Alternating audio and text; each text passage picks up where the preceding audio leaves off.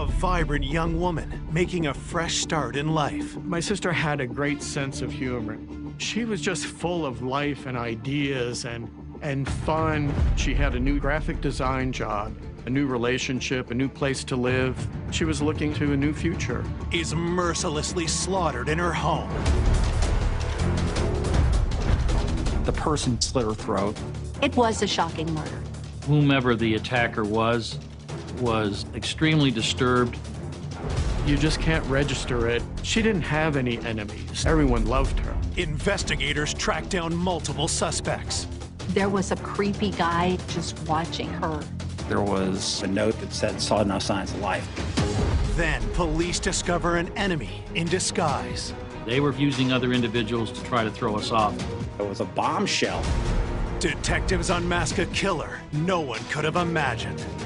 And I said, what? It didn't make any sense to me. I was in complete shock.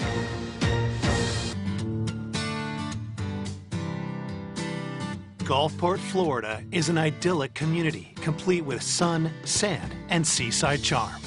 Gulfport is kind of a classic southern town. It's kind of an arty community now.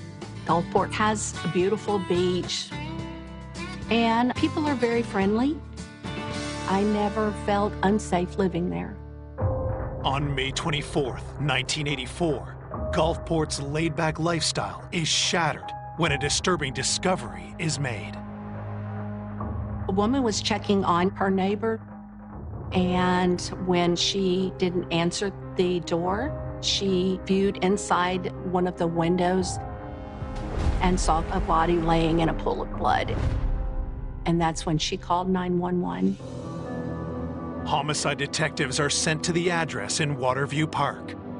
Entering into the residence, I noticed broken glass, and I saw the victim's body. There was a copious amount of blood pooling around her head. She looked like she had been hit with a blunt object. There were several stab wounds up and around her neck area, like it was an attack of rage. The victim was partially clothed in a black teddy over a white t-shirt. It was kind of unusual for someone to wear a teddy on top of their t-shirt. It was unsnapped at the crotch, and so I had suspicions that she was sexually assaulted. Even though the area was so gory, she had no blood on the soles of her feet. And that was important because you could see bloody footprints, and it appeared to be a barefoot as well. We surmised that the perpetrator stepped in the blood after the attack was over. The scene is so bloody, it's not yet clear what exactly happened. The body is sent for autopsy while detectives continue surveying the home. There was blood on the bed, blood smears on the drapes, and blood on the windowsill. Possibly the attack started in the bedroom area and then traversed over into the living room. The trail of blood would indicate that she was fighting throughout. I think she was able to get away from her assailant and run through the house and open the door. There was some blood and hair on the door, and it looks as though she was stopped, drugged back in, and then finished. Upon examination of the residence, we couldn't find any type of weapon.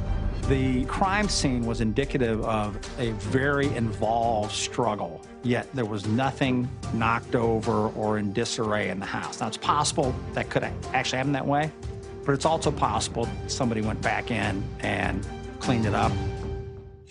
Police speak with the woman who found the body. She tells them the victim is her neighbor, Karen Gregory. She said the victim's boyfriend, David, was at a conference in Providence, Rhode Island. David had not heard from Karen, and so he called and asked if she would check to see if Karen was okay. Born in Albany, New York in 1948, 36-year-old Karen Gregory was a loving and kind free spirit. She was the center of attraction at any gathering, and people just loved her. Karen had a great sense of humor. She was a really good artist, had a great eye. She was a smart woman and very clever and witty and talented. Karen loved to seek out new places and was always up for an adventure. She traveled a lot. She would go to Jamaica and explore. And I think her ultimate goal was to go to Jamaica and teach art. Before Karen can make her dream move, a chance meeting in Florida changes her plans. And then she met David. David was an interesting character and probably a match for my sister's wit. He was very clever, very intelligent. David was a therapist for PTSD Vietnam vets, and they were just a really good match for each other. They were probably almost a year into the relationship where she had been visiting enough and staying there enough that it was time for her to move in with him. This was a new beginning. She had a new graphic design job, a new relationship, a new place to live, and I think she was looking to a new future. She had just moved in with David the day she was killed. Who would take away Karen's life in such a horrific manner, and why? Detectives hope clues at the scene will point them to the killer. Well, we found the Village Voice publication from Providence that struck us as really strange because David was supposed to be up there at the time. That newspaper actually was dated the day that Karen could have been murdered. Was David really in Providence, or had he returned? Before detectives can contact David to question him, they find another lead outside. A note was placed on the car. The context of the note itself was quite telling. It says, "Came by, I have something for you," but there was no sign of life. Rather brief note. But obviously, the no sign of life would, send up a red flag. The note is signed by someone named Peter, but there's no other information, so police have no way to track him down. Officers collect the note as evidence, as Karen's family is notified of her death. The day I got the call was just a beautiful, warm day. This isn't the kind of day that these things happen on. They had found my sister murdered. And I said, what? It didn't make any sense to me. And my mind just went through all of these situations to make that call impossible. And everything will be okay.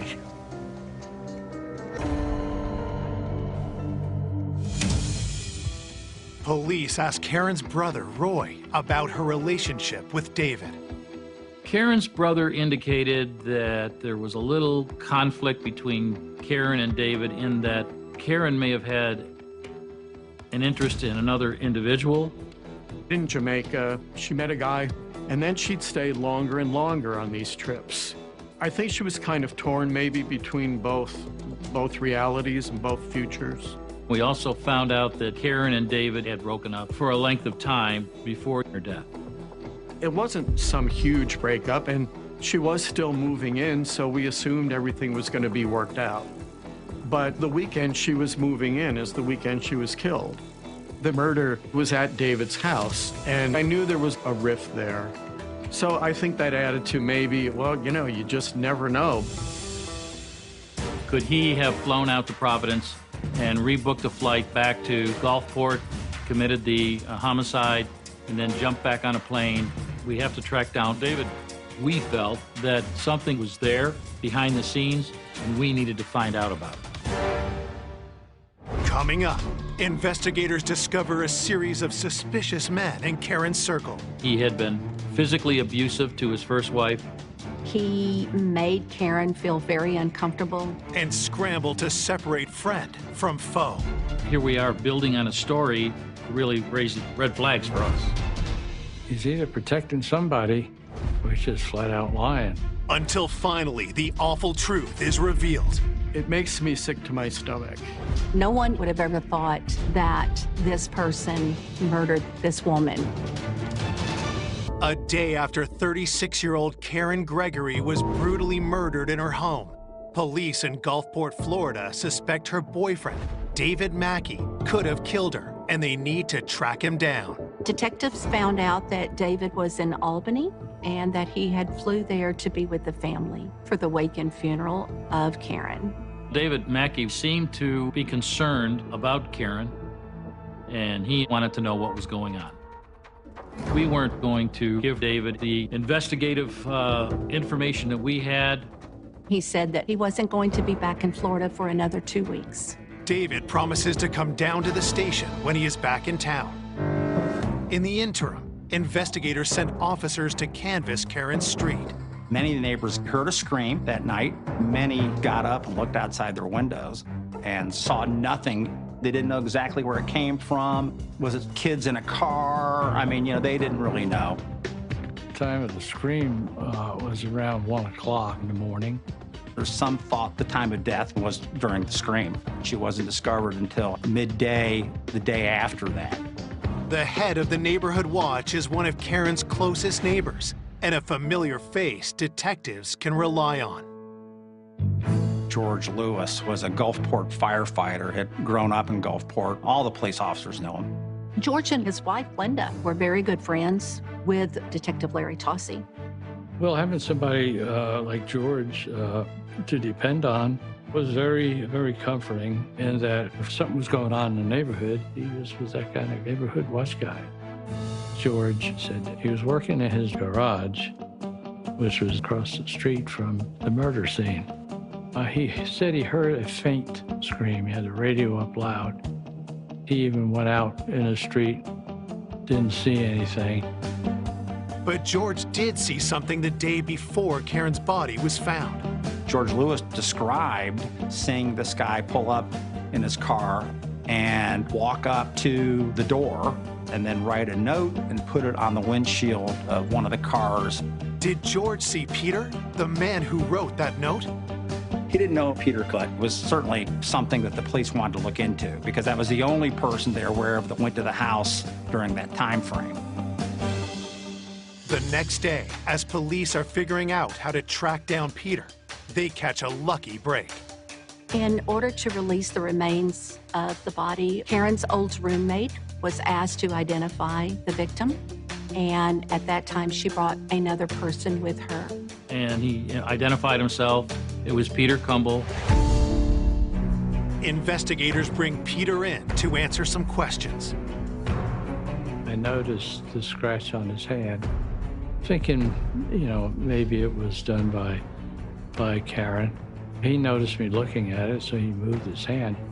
They asked him about that, and he said that his dog did it. Peter confirms to detectives he is the one who left the note for Karen and says he was at the house around 7:30 p.m. He had been invited to dinner by Karen. They'd known each other for maybe a year. They were both reggae music fans. He was bringing back a music tape, and that's what he was referring to when he said, "I have something of yours." Not having anybody respond to the knock on the door, he just left the note and left. During the interview, he didn't seem very upset. Portraying that he was such a close friend to Karen, it kind of struck me as being, strange. Detectives ask where Peter was when Karen was murdered. Cumble's explanation for where he was that night was he was at home. He did indicate that his roommate could verify that. He answered the questions, and he was amenable to whatever I asked him to do. Peter provides police with his fingerprints and footprints, and while they let him go, detectives will keep an eye on him. We weren't eliminating Peter Cumble from the investigation. 3 days after the murder, police received the medical examiner's report. Karen had dozens of stab wounds on her. And it wasn't until they had cleaned her up they realized that the person slit her throat. Karen was tortured. The time of death was a day and a half before her body was discovered. The report also confirms another disturbing fact. The autopsy determined that a rape was involved. The examiner found semen, but it wasn't enough to make comparison. And DNA at that time was in its infancy. Thinking about what she went through, it makes me sick to my stomach. You just can't register it. She didn't have any enemies. Everyone loved her. After 2 weeks out of state, Karen's boyfriend David returns to Florida and is immediately interviewed by detectives. David was still very upset. He said he loved her and they were getting serious with each other, and that she had finally found what she was looking for in life. When detectives reveal they know he and Karen had issues, David brushes it off. He repeated it was all good. They were in love with each other. David claims the last time he saw Karen was the day he flew out of state. Karen had driven David to the airport because he had a conference to attend in Providence. Skeptical, detectives tell David they can place him back at the crime scene. And I said, we found the Village Voice publication from Providence. It was dated the night of the murder here in Gulfport. He indicated to us he had purchased the Providence publication to check on the weather before he had left.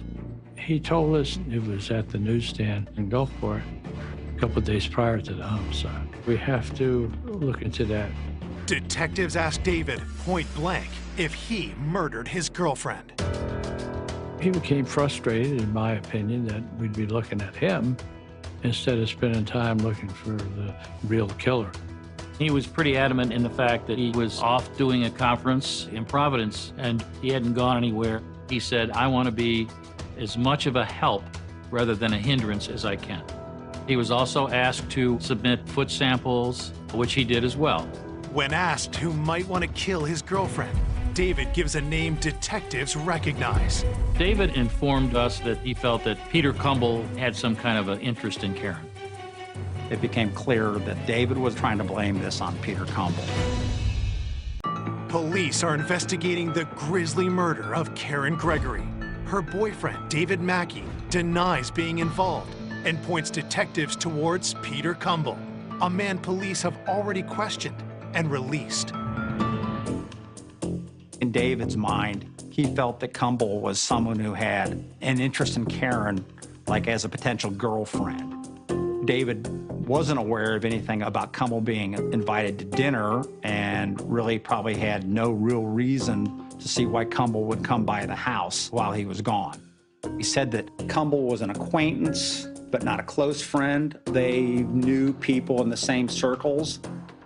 Peter Cumble was always calling Karen up and that he felt he was going to try to develop a relationship with her, and Karen obviously wouldn't have anything to do with it. David was concerned that Cumble could be involved, and they needed to look at him closely.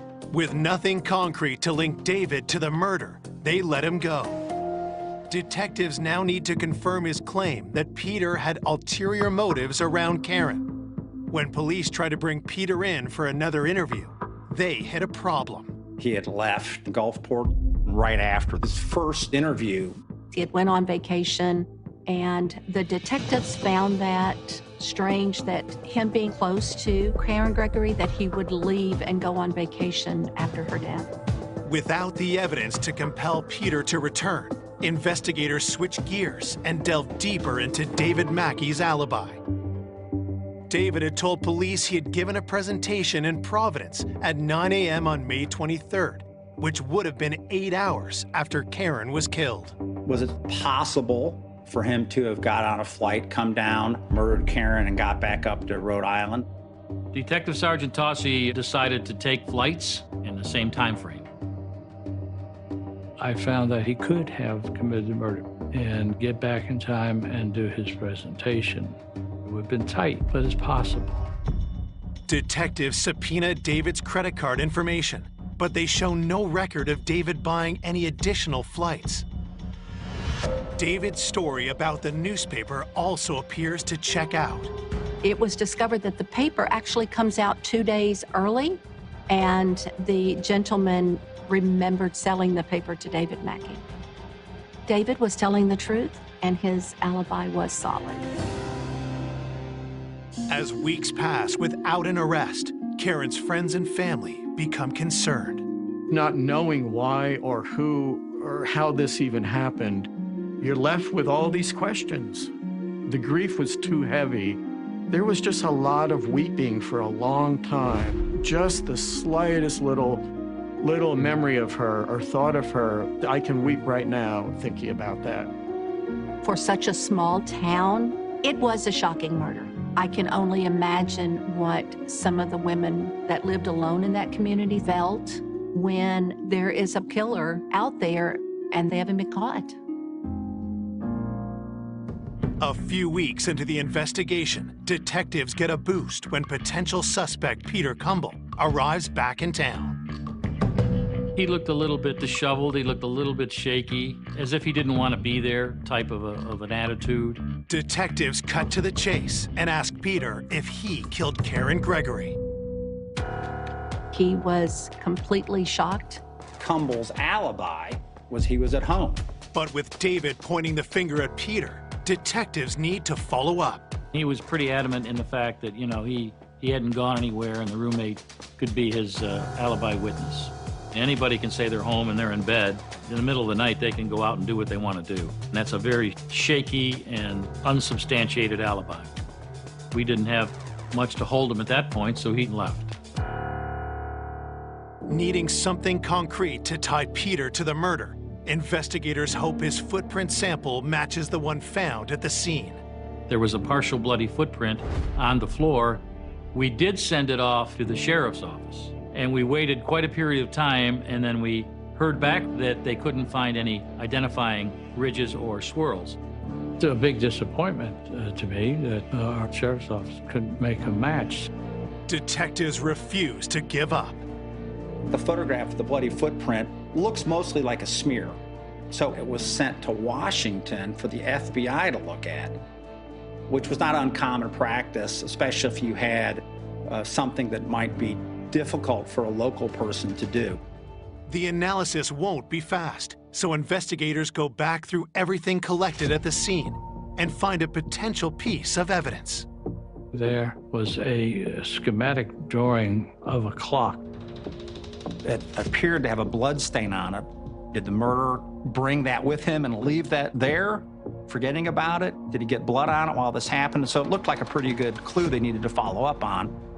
They were able to determine that these were schematics that had been drawn by Stephen Fischler, who was someone that Karen worked with. Detectives send the blood on the drawing in for testing, and when they look into Stephen Fischler, they discover something troubling.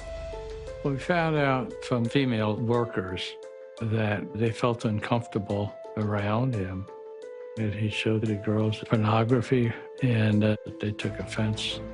They indicated they were afraid of him. According to one friend, Stephen Fischler made Karen feel very uncomfortable many times.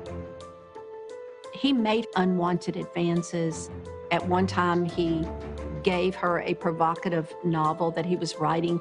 Fischler, as far as the way he behaved in the office around women, he was a suspect. We decided that we needed to have an extensive interview with Stephen Fischler. Stephen Fischler had kind of a defensive attitude. He was curt. He said that they didn't really know each other. He and Karen had seen each other at work, but she had only been working there a short period of time. When Stephen was questioned about the schematic, he had no explanation for how it got into her house, other than she probably took it home with her. Detectives grill Stephen about his reputation among his coworkers. And he became angry. He says, I had no idea. We asked him if we'd take a polygraph test. He agreed to do that. Stephen didn't really want to answer the questions. He was extremely frustrated. Just when investigators think they won't get anything out of him, Stephen says something truly shocking. During the polygraph, he blurted out, "Okay, I did it." Everybody thought, well, heck, this guy is confessing. 2 months after Karen Gregory is viciously slaughtered in her home, her coworker Stephen Fischler has just confessed to police. It was unexpected. Was he really telling the truth? Police immediately begin to press Stephen for details behind his confession. We determined that after talking with Stephen, that he blurted out, "Okay, I did it," just out of frustration. He was angry because he was being accused of this murder. And that was just his personality and his temperament. Stephen retracts his confession and proceeds with the polygraph. He passed the polygraph. It showed no deception indicated. The result was totally unexpected to us. It basically cleared Fischler. But Stevens not off the suspect list just yet. He refuses to provide a footprint sample, so police must wait for the results from the schematic drawing to see if any foreign blood is detected. In this case, the blood was clearly all her blood, and it wasn't Stephen Fischler's. There was a lot of frustration. It had kind of hit a dead end. Running out of suspects, investigators switch up their approach and put together a behavioral analysis profile of the killer. You're trying to look at, what causes people to do what they might do. It wasn't your general whodunit. Whomever the attacker was extremely disturbed. He was the type of individual that had various fantasies, sexual fantasies, which drove him to commit the murder of Karen Gregory. Maybe this was a serial killer, which kind of fits into that whole psychological pattern to some degree. It was probably the most difficult case that I had to deal with. 5 months down the road from the homicide, I just couldn't let the case go, couldn't put it on the shelf. For Karen's family, coping with the reality that her killer may never be found is overwhelming. We kind of thought they're never going to solve this, which was just alarming to us. And that's another whole kind of pain. It was a nightmare. She was a sweet, wonderful young woman. And the killer was a brute, who butchered her. Finally, a break comes in December, 5 months after the murder, when detectives make a discovery that revitalizes the case. Tassi was talking to a person who lived a few blocks away from Karen, and that person told him they had heard the scream. She described it as just a wail, and that it was very disturbing. Tassi was like, he didn't realize it was really that loud that actually over 2 or 3 blocks people heard this. This new information is in direct conflict with the statements of the neighborhood watch head. She's several blocks away and she hears the scream, and George is right across the street. How come he didn't hear more than what he said was a faint scream? It didn't make any sense. So we figured we better have another talk with George, which we did. Detective Tassi, he looked at George as a helper to the police case. George was a firefighter, the neighborhood watch guy that was actively out there. When we went over his story, he indicated that he had heard the scream, that he walked to the edge of his driveway, looked around and didn't see anything. Now, George adds a new detail to his account. Now he sees somebody on the lawn under the big oak tree. This story was quite a surprise. Why didn't he report it? Why didn't he call?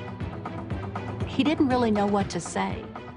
I think in many ways he sounded nervous. George describes the person he saw the night of the murder. He said he was like 6'4" and had red sandy hair. He was a big, strong-looking guy. It was certainly something that the police wanted to look into.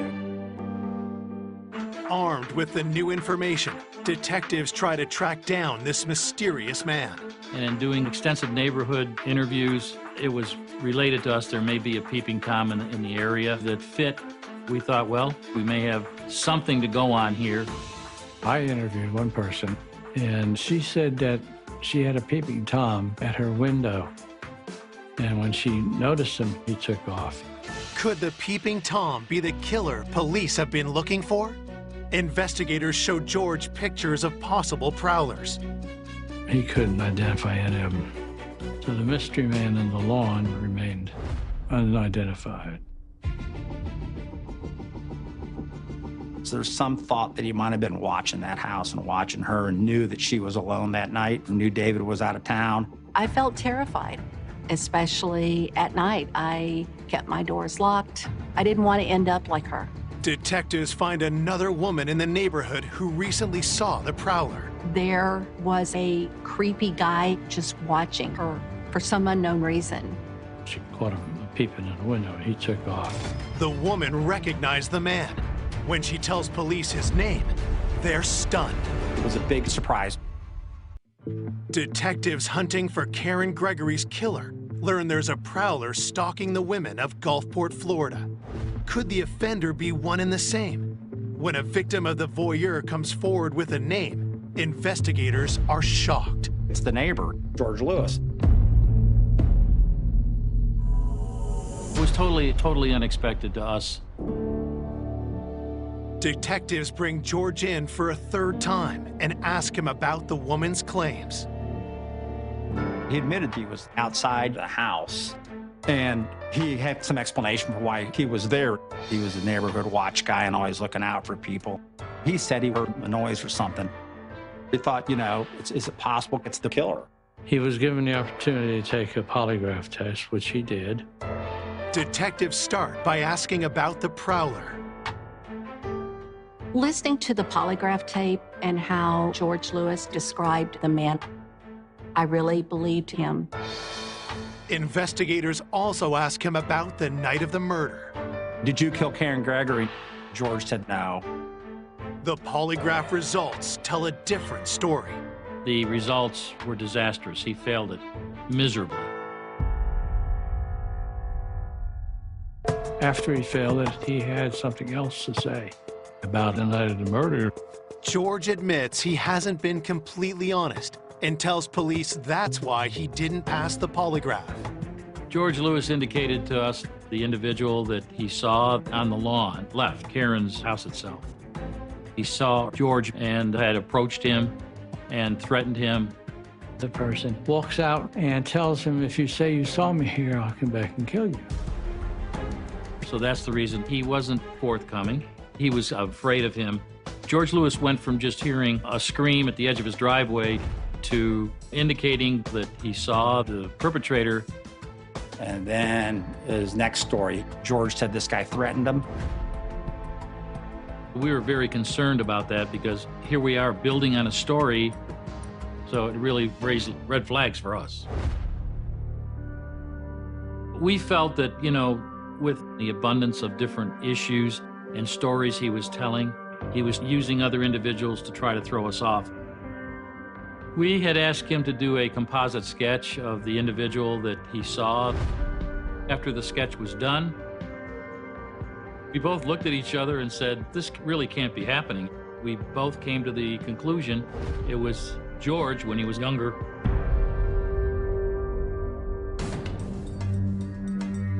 I think he thought the police had a witness who saw somebody in Karen's yard.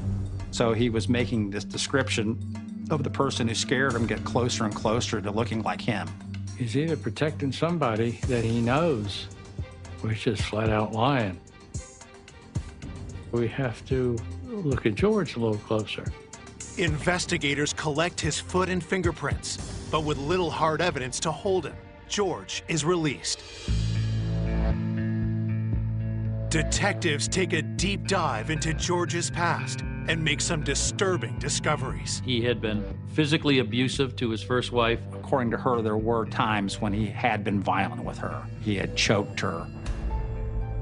The crime itself shows some pretty deep-seated violence towards women, and I think there was aspects in his background where you could see that.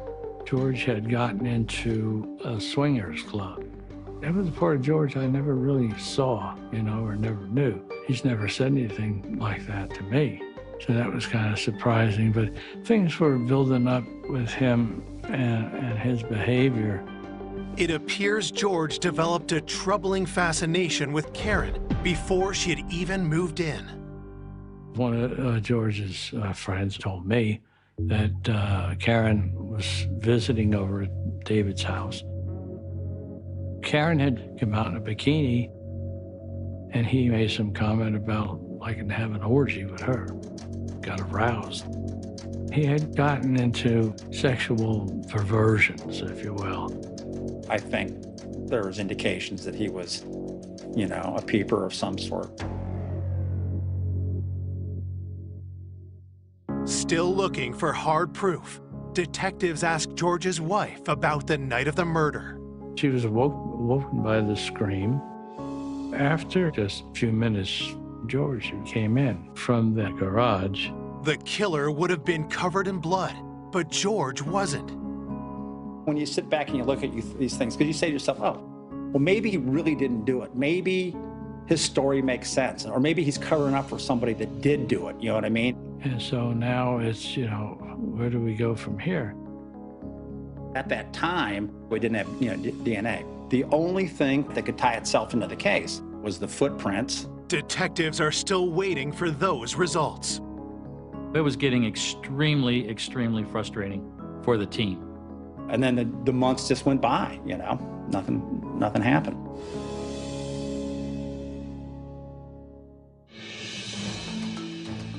It seemed like it was just going to be a cold case. And it's like, well, what are we supposed to do with that? You can't just stop here, but they didn't have leads. They didn't know where to go with it. This is about my sister being butchered to death. We were not going to rest till they found who the killer was. In March 1986, almost 2 years after Karen's murder, the FBI finally finished their analysis on the bloody footprint at the crime scene.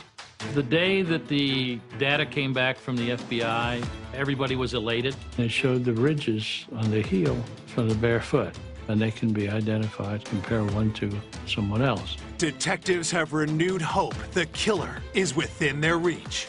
We must have sent 20 sets of footprints. And they got a result on that relatively quick, which changed the whole case.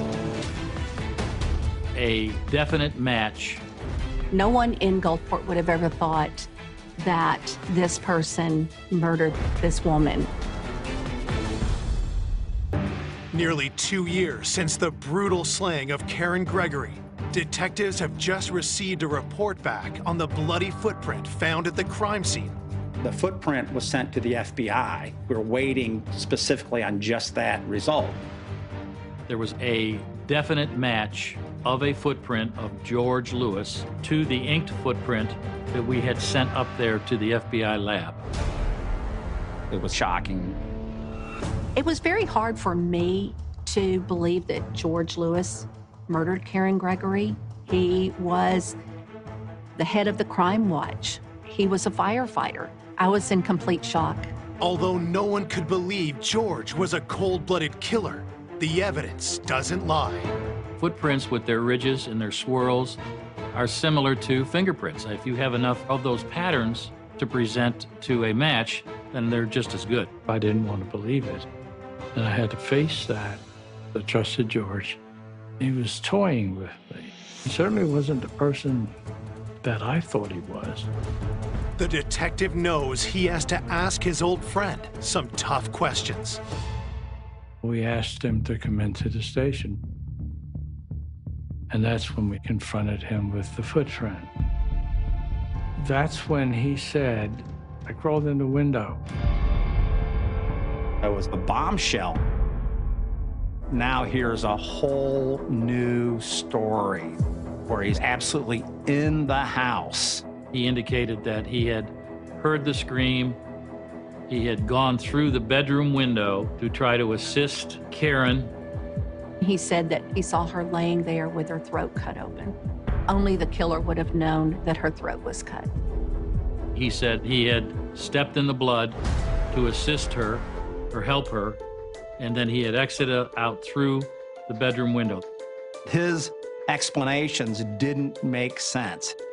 If you assume that his story is true, that he was threatened by this person in the yard and was too scared to do anything about it, then why would he go into the house?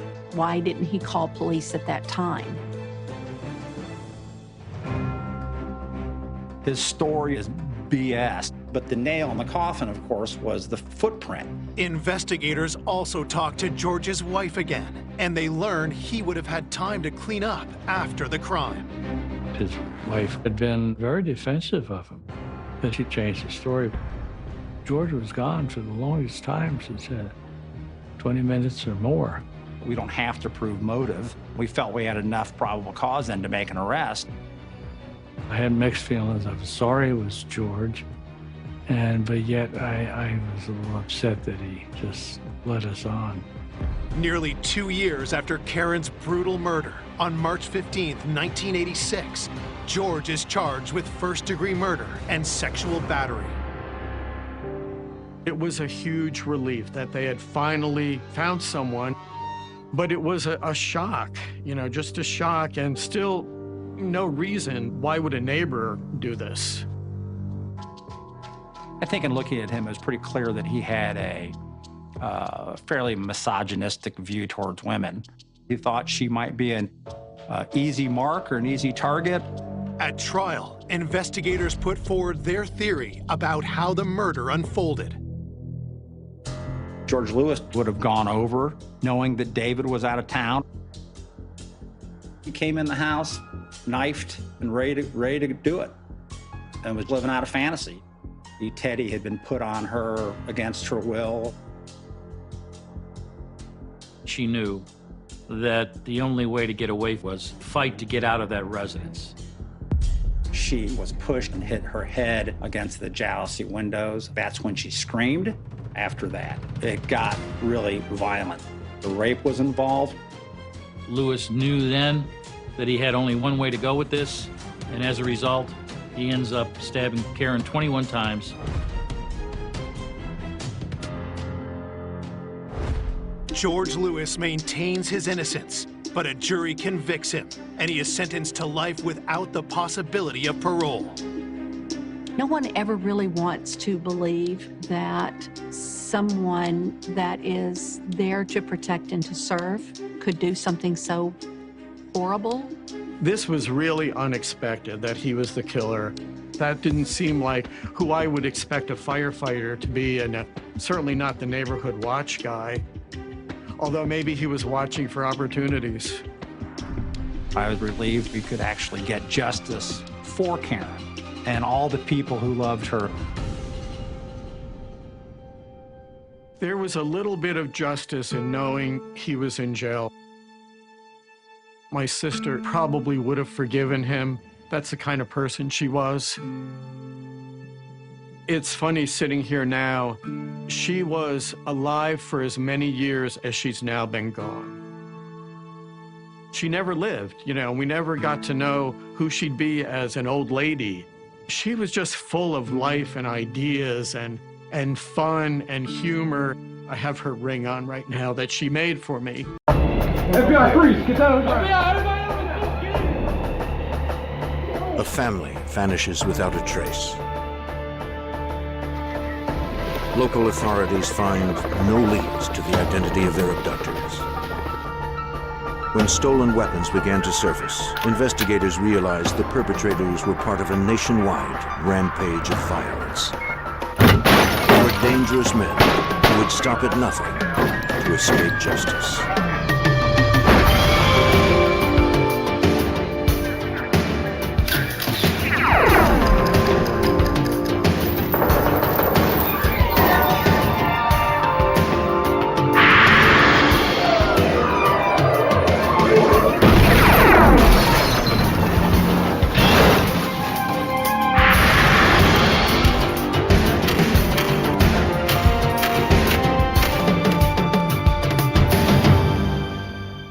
When a family was murdered in Arkansas, it seemed like an isolated event. But soon the crime was revealed to be part of an ever-widening circle of violence that defined a new age of domestic terrorism. I'm Jim Kallstrom, former head of the FBI's New York office. For the killers, the triple homicide in Arkansas was simply a means to an end. They made their way across the country, letting nothing stand between them and their twisted mission. And we would stop at nothing to prevent their rampage.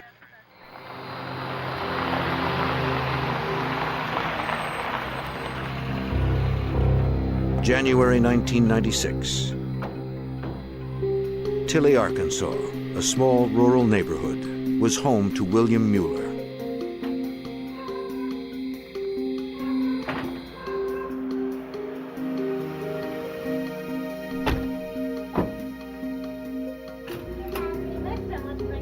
Mueller was a gun enthusiast and self-employed electrician. His wife Nancy homeschooled their 8-year-old daughter Sarah. Returning from a day of work, the Muellers were confronted by 2 men in their home. Hands behind your back! Hands behind your back, ma'am, now!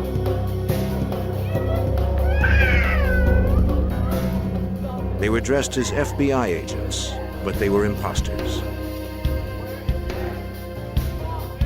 They were after the large supply of weapons and cash that Mueller had in his home. When the 52-year-old Mueller refused to cooperate, the intruders separated the family and tortured them.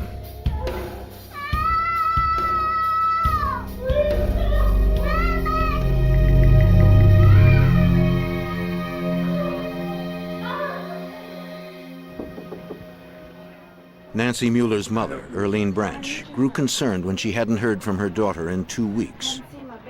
She turned to the sheriff for help. I usually hear from her at least. She explained that the family often traveled to gun shows, yet her daughter always called when they returned. This is unusual. Although the Muellers lived in a neighboring county, the sheriff knew the family and agreed to look into the matter. He checked with local authorities and talked to Mueller's neighbors. Though Sheriff Jay Winters found no trace of the family, people who knew them weren't concerned. For the most part, there wasn't a lot of fear. Most people thought, you know, maybe they had just gone off somewhere and wanted to be on their own for a while. On February 11th, a month after their disappearance, a farmer found the Muellers' Jeep concealed and abandoned off the highway, miles from their home. Detective Aaron Duval from the Pope County Sheriff's Office was sent to investigate. It was approximately 20 miles north of Russellville, off the State Highway 7, hid behind a brush pile. I was called out that day, went up there, took pictures of the vehicle and the trailer.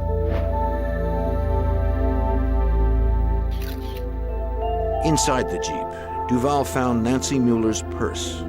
It held her wallet and ID. The trailer, used by Bill Mueller to transport munitions to gun shows, was empty.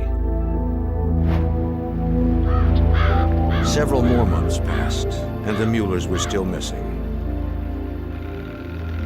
40 miles from Tilly, an elderly couple enjoyed a day of fishing in a bayou near Russellville. While waiting for a fish to bite, the woman snagged her line. She pulled up an old tennis shoe. A leg bone jutted out of it. Horrified, she cut it loose and went for help. Within hours, search teams combed the bayou organized by Sheriff Winters.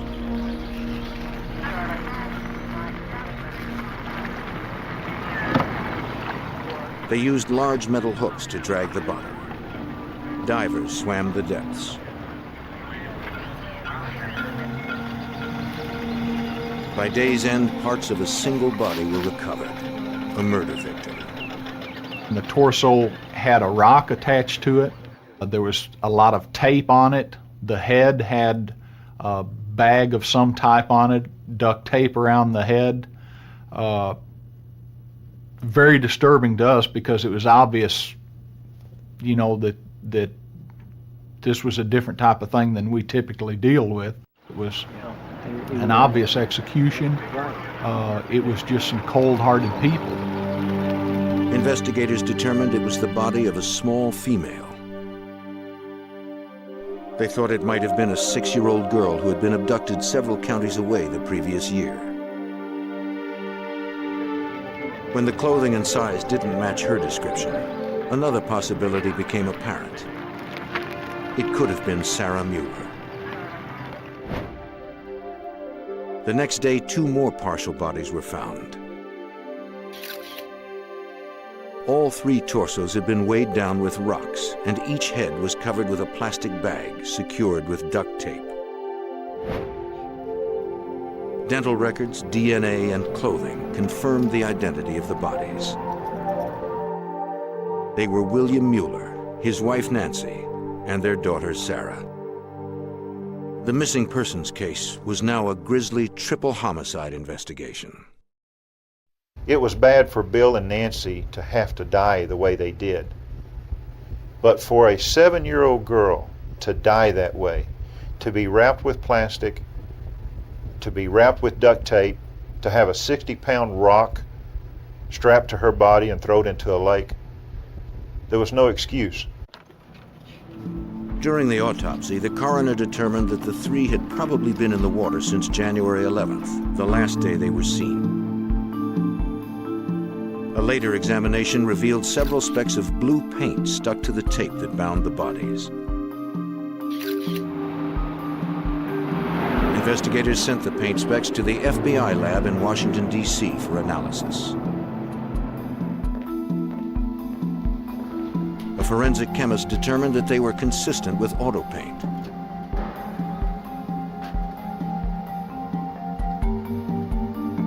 The challenge was to match them to a specific make and model. Using infrared light, the examiner established the chemical composition of the paint. This chemical signature was fed into a computer database containing similar information from every auto make, model, and color dating back to 1934. The results gave the Arkansas investigators their first lead. So we thought that the vehicle that the bodies were transported in possibly was blue. It was determined a particular blue color, metallic blue.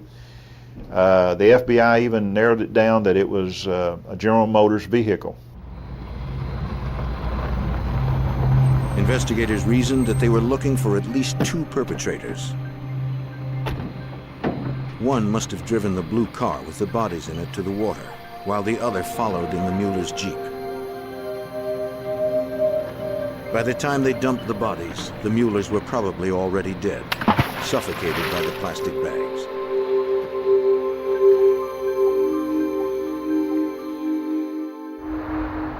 The Bureau of Alcohol, Tobacco, and Firearms from Little Rock, Arkansas was called in. ATF agent Glenn Jordan headed the case. Our jurisdiction lay in the fact that Mueller was a former federal firearms licensee, that his firearms were missing, and the fact that Mr. Mueller and his family had been murdered. The ATF had a complete record of Mueller's gun inventory before he forfeited his federal license.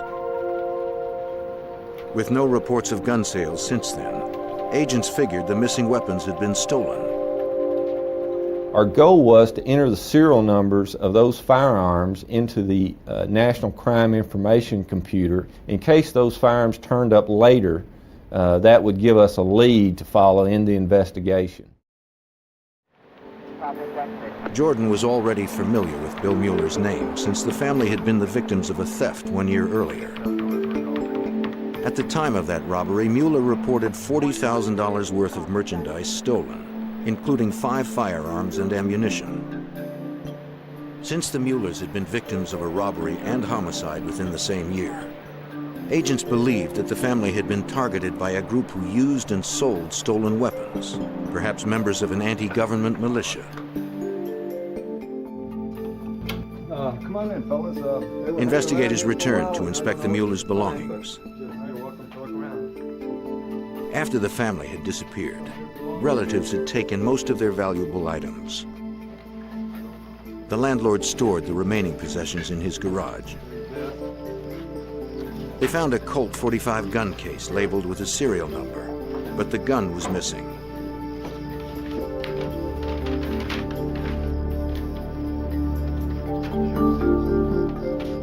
They also found a picture of the family with some friends. The ATF entered the serial number of the Colt .45 into the NCIC, the National Crime Information Center. They got a hit. The handgun had been traced to a man named Travis Brake. He had been arrested 5 months earlier in Seattle, Washington for carrying a concealed weapon. Because the gun he was carrying was now linked to another crime, Brake was arrested again by the Seattle police, this time for possession of a stolen weapon. Also involved in a murder. What do you know about it? Jordan and Duval flew to Washington State to question him. Mr. Brake was interviewed and advised the Seattle Police Department that he had purchased this handgun at a gun show in Seattle, Washington, and he described two individuals that he had purchased the firearm from, one in particularly that he remembered. Investigators showed him the photograph found among the Mueller's possessions. Brake identified one of the men who sold him the gun. That's him, right here. His name was Keith Collins. Agents asked Bill and Nancy Mueller's friends if they had ever heard of him. Collins had once been close with the Muellers. They had attended gun shows together. Investigators discovered that Keith Collins' real name was Kirby Kehoe. The ATF learned that Kirby Kehoe had an extensive record for firearms violations. Kehoe was also actively involved in the white supremacist movement. Members of this growing faction are strongly anti-government, heavily armed, and considered dangerous. Kirby Kehoe became a prime suspect in the Mueller triple homicide. Investigators needed more evidence before they moved in for an arrest. Almost a year after the triple murder and robbery of Bill, Nancy, and Sarah Mueller, investigators were still hunting for the killers, believed to be militant white supremacists. In Sioux Falls, South Dakota, 11 months after the crime, a trooper noticed a blue Chevy Suburban parked in a handicapped space.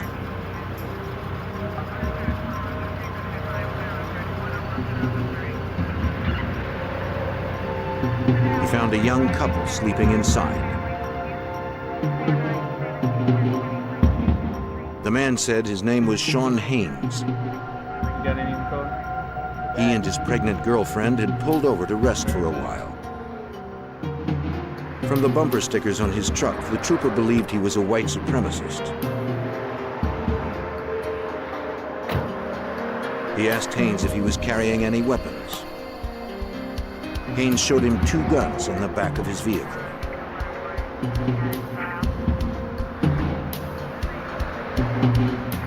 The trooper called in the serial numbers and discovered they had been stolen. One, an AR-15 rifle, had been taken from the Mueller's house in Arkansas. Haynes was arrested. Alerted that one of Mueller's guns had turned up in South Dakota, investigators from Arkansas went there to interview Haynes.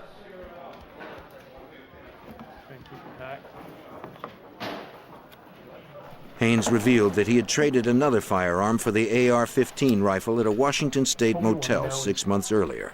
Can you explain how they got there? The name of the man he swapped with was Chevy Kehoe, Kirby Kehoe's eldest son. Now Chevy was also connected to the Mueller murders. Investigators weren't through with Haynes, though. They took a paint sample from his blue Suburban.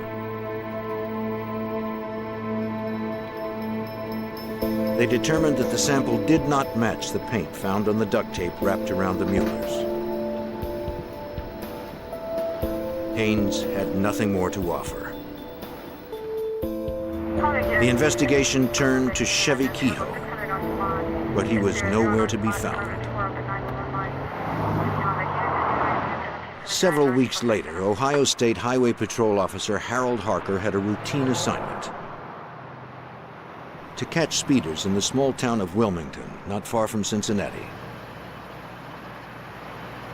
While observing traffic, he noticed a blue Chevy Suburban going slower than the speed limit. Harker, a 25-year veteran who was now retired, recalled how he thought the people inside were acting strangely as they drove by.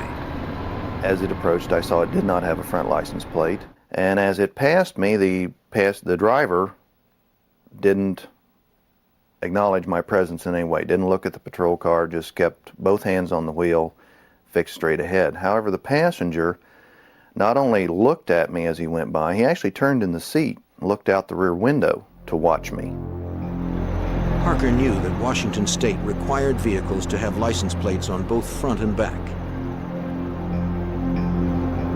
He called in the plate number and followed the Suburban while waiting for his dispatcher to come back with some information. And they returned and told me that the plate apparently did match the vehicle, however it was expired. So at that point I made the determination that once we got into Wilmington where the berms were wider, I would initiate a traffic stop there. Harker's car was equipped with a video camera mounted on the dashboard. A microphone was fastened to Harker's shirt.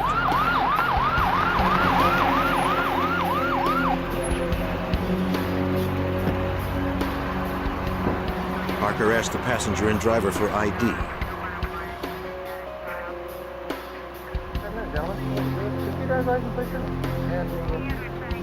While talking to the men, Harker became more troubled. Neither had any ID. The driver was speaking in a very animated fashion, while the passenger looked straight ahead. At this point, I was concerned enough with my safety and so on. I wanted to get the people away from the vehicle, and I wanted to here again get them separated, get the driver into my car, so that I'm a little more in control of their actions. Let's sit back here with me a second, sir. The driver eventually followed Harker to his patrol car. You say you borrowed the vehicle? You say you borrowed the vehicle? It's actually what I'll tell you what the process is. Okay. When the officer tried to frisk him, the driver quickly stepped back and became defensive. And he actually moved away from me and used the terminology, "I don't want to be violated like that." In 25 years of criminal patrol operations, I had never had anyone use that particular terminology.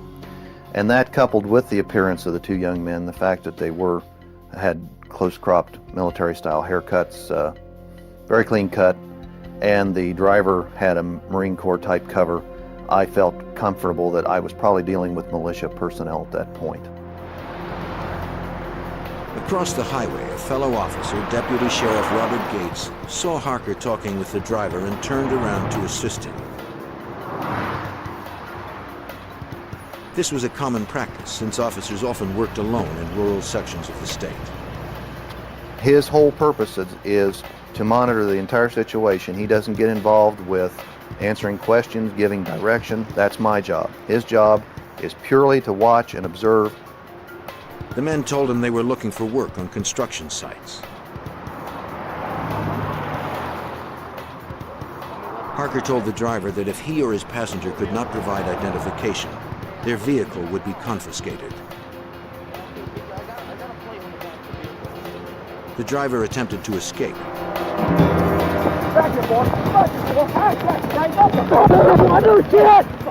As both officers tried to apprehend him, the passenger jumped from the vehicle and started firing.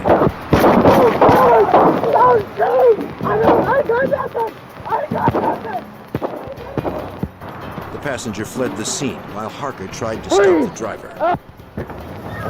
His arm became caught in the door, but he managed to free himself.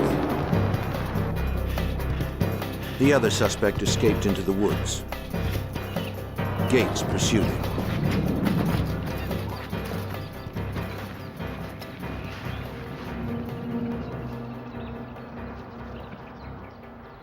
He feared an ambush among the dense trees, so he turned around.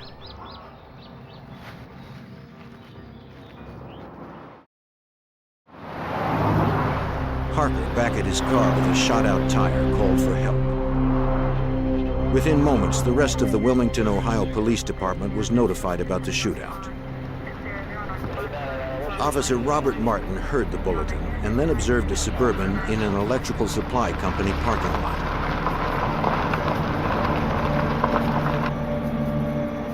He called in his location as he went to investigate. Only 10-6 with that suspect vehicle behind the building supply. The Suburban's driver opened fire.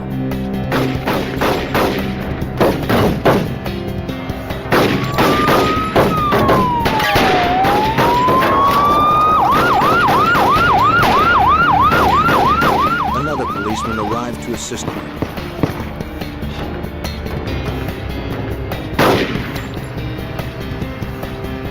The suspect had disappeared into the industrial area. He'd shot 32 rounds. One wounded a bystander. Back at the first shootout site, investigators were trying to piece together what happened and to learn the shooters' identities. Using metal detectors, they searched for shell casings. The entire area was meticulously photographed and all evidence collected. The small town of Wilmington had never seen anything like this. Police mobilized a manhunt for the two armed suspects. The search continued into the night. Reinforcements were brought in from neighboring counties. Police knew the suspects would resort to violence in order to escape. They had to find them before anyone was killed. The suspects in the shootout were still at large. The ATF and Ohio State Police examined the second gunfight location in the Chevy Suburban.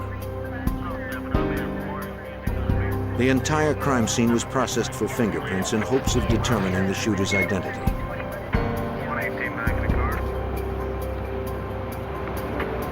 Inside the vehicle were assault rifles, thousands of rounds of ammunition, military supplies, and medical packs. Investigators traced the munitions through receipts supplied by the manufacturers. Much of the ammo and gun parts belonged to the murdered Arkansas gun dealer, William Mueller. The extent of the military supplies suggested the shooters were violent members of an anti-government group. Ohio investigators notified the FBI. FBI agent Bill Hargraves from the Cincinnati field office spearheaded the investigation. The case became a domestic terrorism case, basically because of the items that were found in the Suburban. They had numerous weapons, ammunition, law enforcement, clothing and equipment, law enforcement identification. Yes, this is Trooper Herman with Ohio State Police. Ohio State troopers traced the Suburban's registration to a man named Jacob Settle from Spokane, Washington. On the day of the shootout, Settle told the trooper he was with friends in Washington State, more than 2,000 miles from Ohio. He also claimed that he had sold the vehicle to a man named Chevy Kehoe. It would take several days for authorities to corroborate Settle's story. Ohio State troopers compared a copy of Settle's driver's license photo against images of the fugitives caught on tape.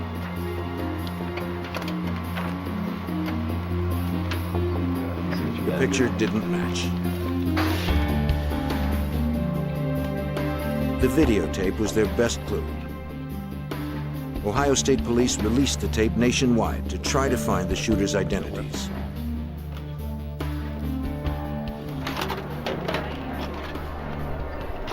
The shootout video made primetime news around the country and produced the break investigators needed. A Washington State TV reporter recognized the driver as a white supremacist she had interviewed several years earlier for the TV show Hard Copy. His name was Chevy Kehoe. Several cops and residents confirmed the identification. Back in Arkansas, Pope County investigators working on the Mueller triple homicide also watched the video. For the first time, they saw Chevy Kehoe. They assisted Ohio State and federal investigators in the manhunt, since Chevy was also a suspect in the Arkansas murders. Duval and Jordan traveled to Ohio to meet with FBI agent Hargraves to share information. They told Hargraves that the killers used a blue General Motors vehicle to transport the victims. Hargrave thought the connection was strong, since the truck abandoned after the shootout was a blue Chevy Suburban, and more of Mueller's property was found inside. The team agreed that if paint scrapings from the Suburban matched the blue paint specks found on the victims, they would have forensic evidence tying Chevy Kehoe to the Arkansas crimes.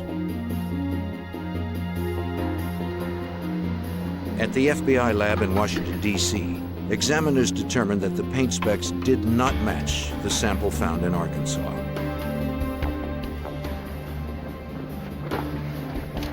FBI agent Jim Shenandoah was called in, a specialist in tracking domestic terrorists like Chevy Kehoe. We found out that they had engaged in militia-type activities, that they had anti-government views. They were very anti-law enforcement at the time. So it really heightened the security in terms of what these suspects were going to do next. Seeking more information on Chevy Kehoe, a Washington State trooper interviewed his father, Kirby, at his home in Colesville. The trooper asked him if he recognized the men in the video.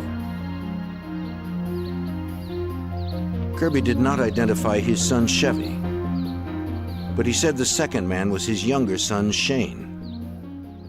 We found this unusual because the video made it fairly easily to identify the driver, who was Chevy, but not quite as easy to identify Shane. We thought that perhaps there might have been some favoritism for one son over the other. The FBI looked into the background of 23-year-old Chevy and 21-year-old Shane Kehoe. Chevy Kehoe was linked to a variety of crimes. In addition to the 3 murders in Arkansas, he was linked to a murder in Washington State and a murder we believe, in Idaho. He also committed a series of burglaries, robberies, and extortions, and also interstate transportation of stolen property. APBs were issued for the Kehoe brothers. On February 18th, investigators picked up the Kehoe's trail in Frankfort, Ohio, 45 miles from the shootout site in Wilmington. A Chevy Monte Carlo was found abandoned in a grocery store parking lot. It had been reported stolen a mile from where the shootout occurred. Authorities suspected that at least one of the Kehoes had stolen it to escape the manhunt. The keys were all the robber had left. Investigators feared the desperate brothers would stop at nothing to escape custody. State police fanned out to canvass the area, hoping someone may have seen one of the fugitives. A mile away at the Lake Hill campground, the Kehoe's path reemerged. Investigators learned that the pair had camped there with their families in an RV, but authorities arrived too late. Just 2 days earlier, the motorhome had pulled out. No one knew if the brothers were on board. The FBI released a nationwide APB for the vehicle. As the weeks passed, people reported sightings of the RV.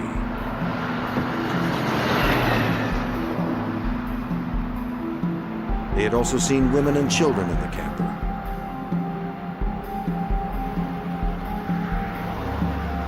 Each time authorities responded, the camper was gone.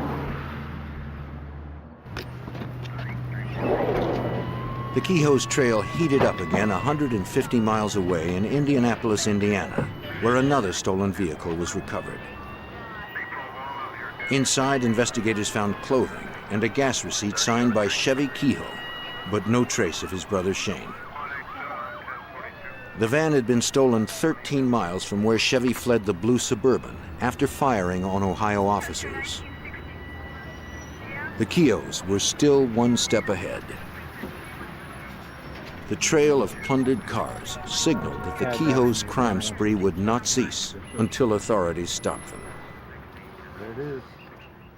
We felt early on that if confronted again by law enforcement, that there would be a great probability that there would be another shooting involved and that innocent people would be hurt.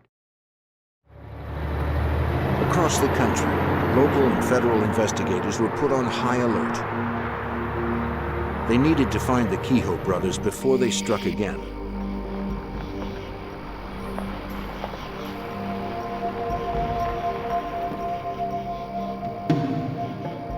In Arizona, a state trooper came upon an RV that fit the description of the Kehoe's camper.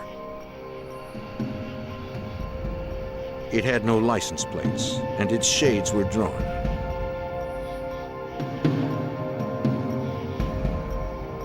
He called in reinforcements. He knew the brothers were armed and dangerous and would shoot to kill. Within moments, a SWAT team surrounded the RV. They hoped the nighttime assault would catch the Kehoes off guard and lessen the chances of another armed confrontation. An Arizona SWAT team was on the move to catch the Kehoe brothers, armed fugitives wanted in 2 states for murder and attempted murder. Freeze! They thought they had them cornered. It was the wrong RV.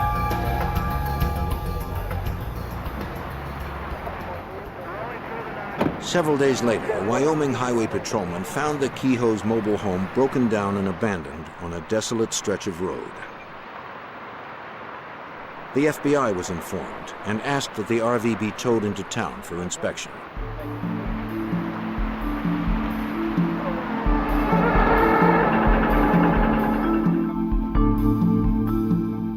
The Wyoming State Police obtained a warrant and documented its contents.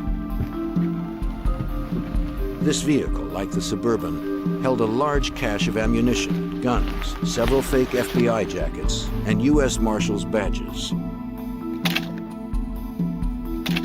One discovery stopped the officers in their tracks. Hey, come take a look at this. A box of explosive components, including batteries used to detonate bombs. Fearing a booby trap, the troopers called in the ATF bomb squad.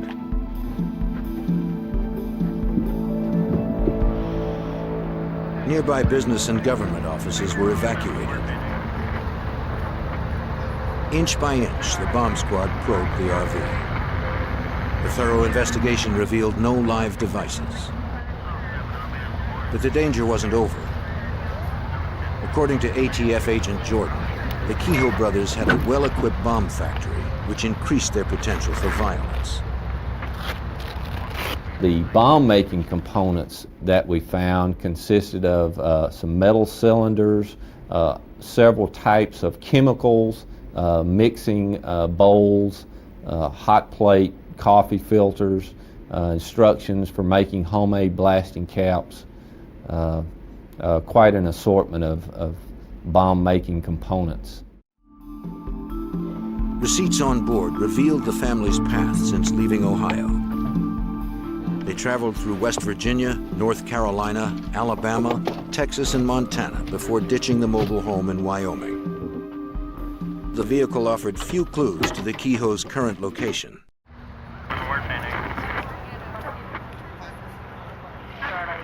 All we knew was that Chevy was last known to be in Indianapolis, where the stolen van was recovered.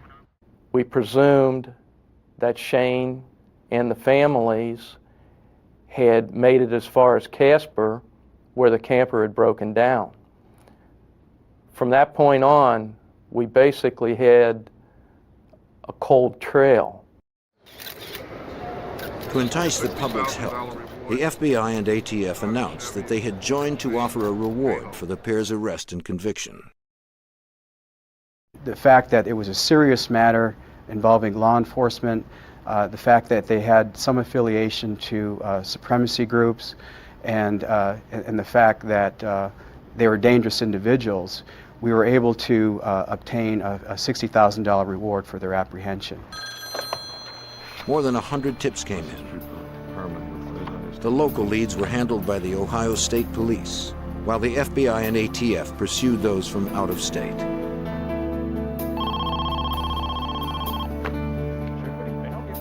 On June 16th, investigators got the news they were hoping for. A sheriff in Stevens County, Washington, received a call from a friend of Shane Kehoe. Shane wanted to turn himself in. The 21-year-old surrendered to the authorities and informed them where he and his brother had been for the last few months. After the Wilmington shootout, Shane had stolen a car and returned to the campground. There he gathered his and his brother's families and drove to Wyoming, where he met Chevy. Soon after the Kehoes were reunited, the RV broke down. Chevy told investigators that he and his brother had finally found refuge with their families on a remote ranch in rural southern Utah. A farmer and his wife had taken them in and offered them room and board in exchange for doing work on the ranch. Soon the situation began to deteriorate. Chevy couldn't control his explosive temper.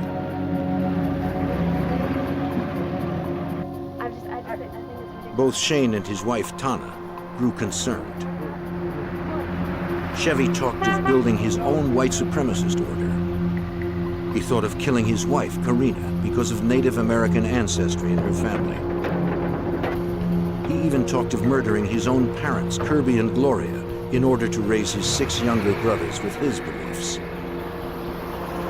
On June 12th, almost 4 months after the shootouts in Ohio, Chevy finally turned his growing paranoia on his own brother. Shane explained to us that they had recently gotten into a fight and that he feared for his life as well as the lives of his family. Shane also told investigators that Chevy had several items in his possession that belonged to the Muellers. Chevy had also admitted to suffocating the Mueller family.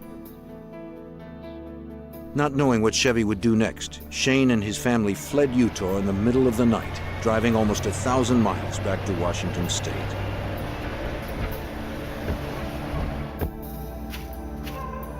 Authorities inspected the truck Shane drove, looking for additional evidence. Lab examiners discovered that the vehicle, which belonged to Chevy Kehoe, had been repainted from its original blue color. FBI forensic chemist Ron Mentold explains. We often see repainted vehicles in the laboratory here, and we can determine how it was originally painted. The layers of paint can many times be thought of as a stack of cards that is loosely adhered to each other.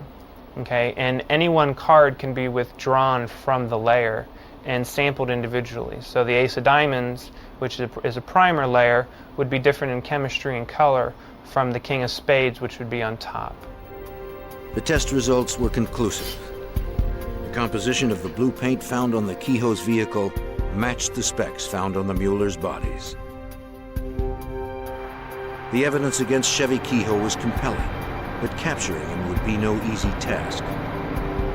Investigators would have to travel to Chevy's remote hideout in Utah, where an arrest team could be seen approaching from miles away.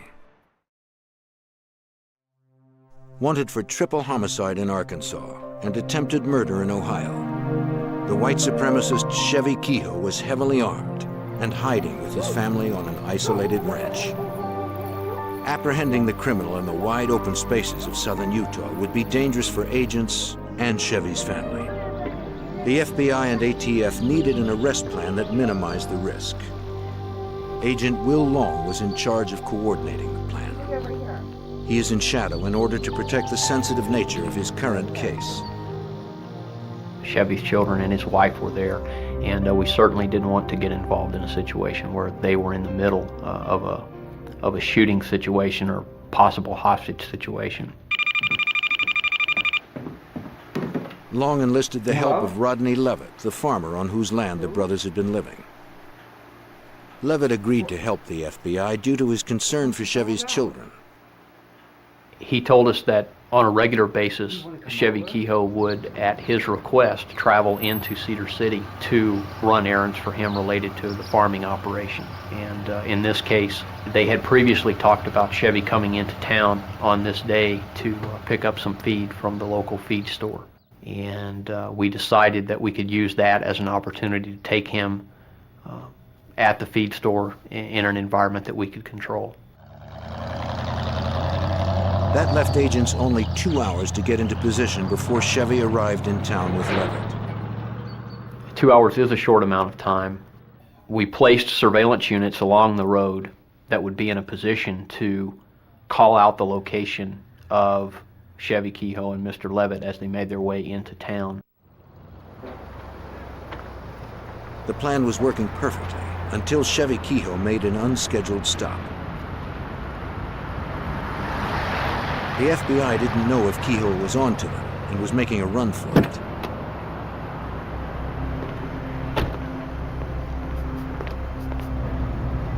The agent on location radioed in for assistance. He waited for instructions to apprehend Kehoe or get Levitt to safety. For a few breathless moments, no one knew what would happen next. Chevy returned to the truck with a soda.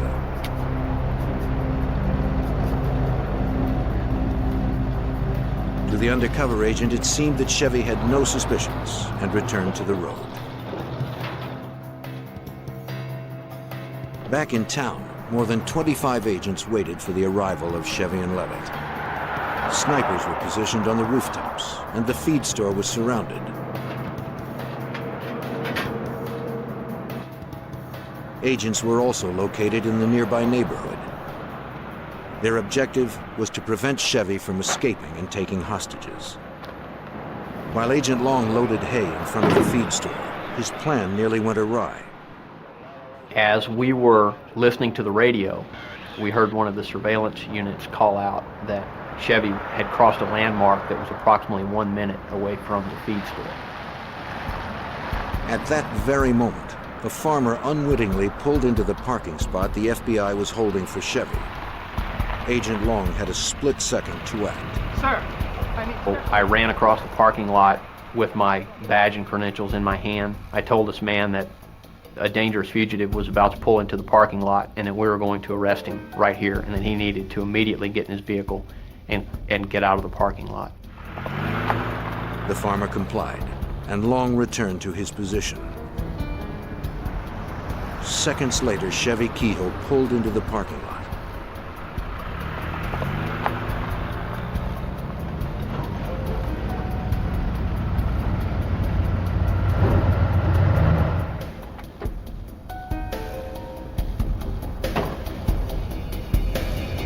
FBI, get on the ground! Get down on the ground! Get down on the ground! Long and his team pounced on the suspected murderer, leaving him no time to reach for a concealed weapon.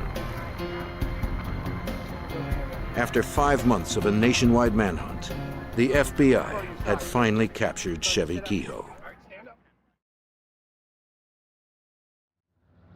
Back at the ranch, there was still the matter of taking Chevy's wife, Karina, and their 3 kids into custody. Once again, Levitt offered his help. Apparently, Mr. Levitt had an injured back, and Karina would routinely come out and open the gate for Mr. Levitt to let him into the property as a courtesy to him because of his injury. To open the gate, Karina had to leave the house, giving agents the opportunity to arrest her.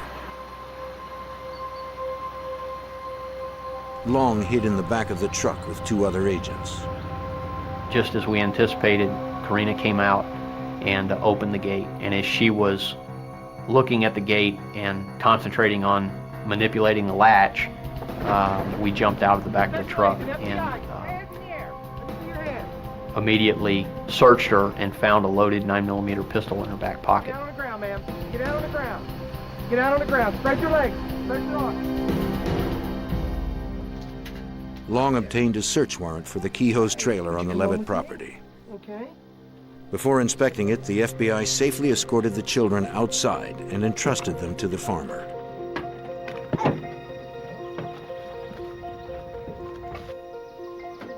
Back inside, Long discovered a well-stocked armory. Chevy Kehoe, anticipating a siege, had stationed loaded guns at every window.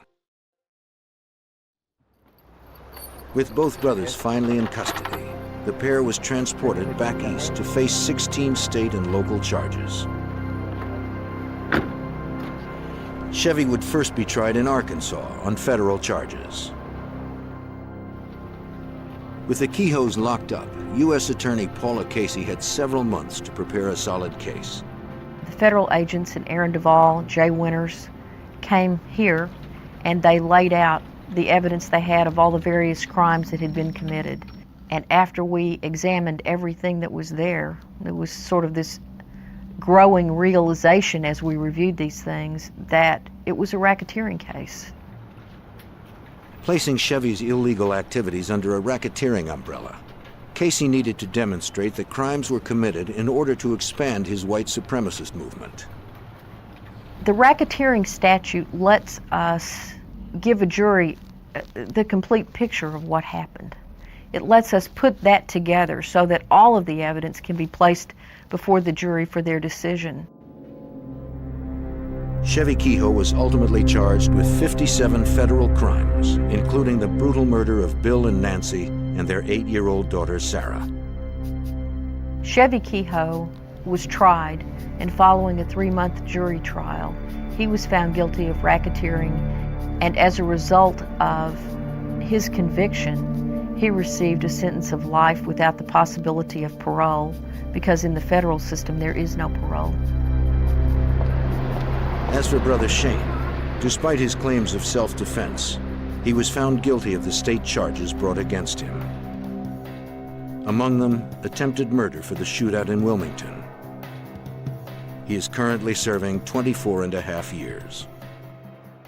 The reason I think every agency was so cooperative in working on this was just that it was a horrible crime.